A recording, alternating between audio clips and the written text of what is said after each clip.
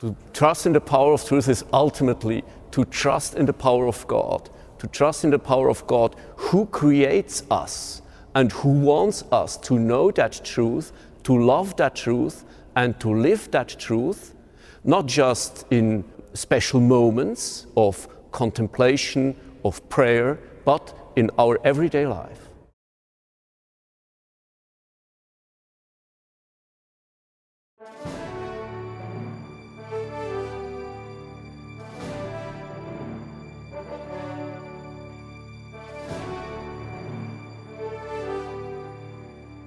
Rome, the center of one of the founding cultures of Europe, where the two greatest apostles, Saints Peter and Paul, were called to martyrdom and are buried, and which continues to be the universal center of Christianity today through the presence of the Pope, the successor of Peter.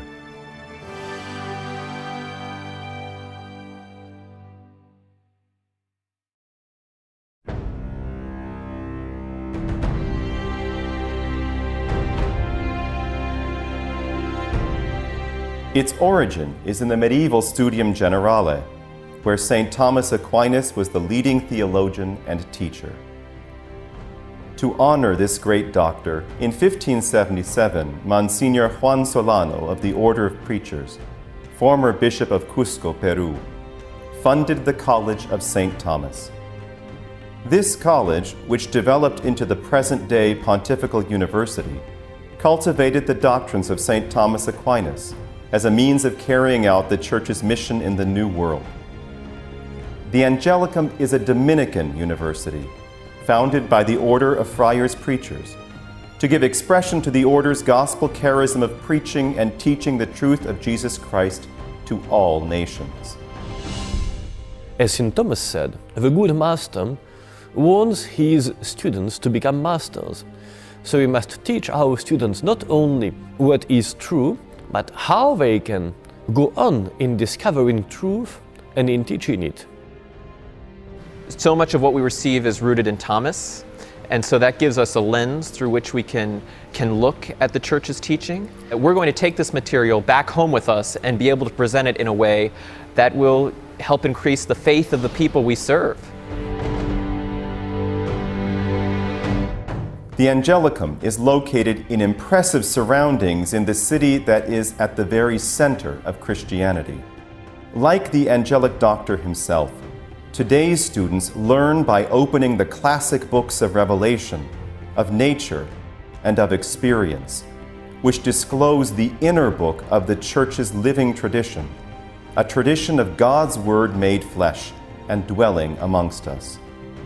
The university's renowned faculties of theology, philosophy, canon law, and social science foster the development of new leaders, committed to responding to the Holy Father's plea for a new evangelization of the world.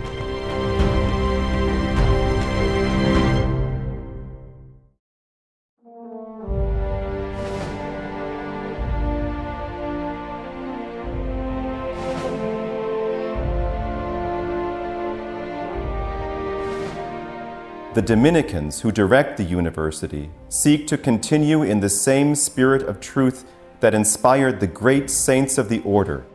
Dominicans study not only truths, but also study people, so that we are able to preach. Preaching means not only transmitting or handing on a body of truth, it also means being able to interpret the truth in the language and the thought patterns of the people whom we serve. The preaching ministry of the order coincides perfectly with the teaching ministry of the Angelicum. The Dominican charism, because it's by its very nature rooted in study and prayer, I see this combination in the way the courses are taught, that the professors are not just interested in us knowing the academic side of what we study. Really, they care about not just what we know, but who we know. In the Dominican charism, it's not study for the sake of study, but study for the sake of knowing the Word, loving the Word, and preaching that Word to others. So our teachers are very focused on proclaiming Christ to us, inviting us to encounter Christ, and also preparing us for our preaching mission. Its 1,200-member student body, both clerical, religious, and lay, drawn from 100 different countries and staffed by 150 professors from 30 countries, is a microcosm of the universal church. Our students come from all parts of the world. For us then, that's an enriching experience, because sometimes looking at the Code of Canon Law, sometimes you might say, well, is the code perhaps designed for the Western world? Go back to St. Thomas for one moment. It says the authorities in the church are not allowed to introduce a new church, they're not allowed to introduce a new faith, they're not allowed to introduce new sacraments.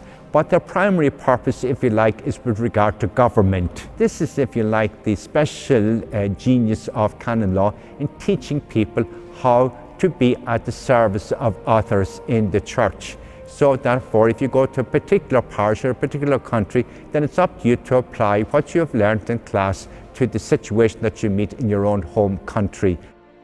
Here at Angelicum, I'm exposed to different kind of theories, different kind of opinion, different kinds of race, cultures. This will help me to be a leader which will not have a narrow mind on issues. The Angelicum is a pontifical university, handing on the Church's tradition in all its fullness, in dialogue with the great questions of our day. Relativism is a really serious problem now, especially the advanced economies.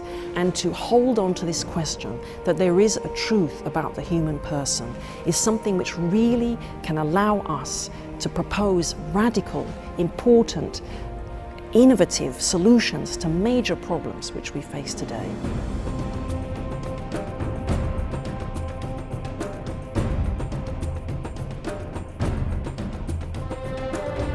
Blessed Pope John Paul II is one of the university's renowned alumni. He said of the university, "Beloved, this is your great mission, initial and ongoing formation, under the influence of God's grace, by means of the light and strength of the Spirit. From the Trinitarian mystery itself springs the power of your spirituality, which can form the mind and heart of the true evangelizer for our time." The Angelicum is Dominican, inspiring students through prayer and study to penetrate the truth of Jesus Christ and to discover that harmony between faith and reason that our broken world so needs today.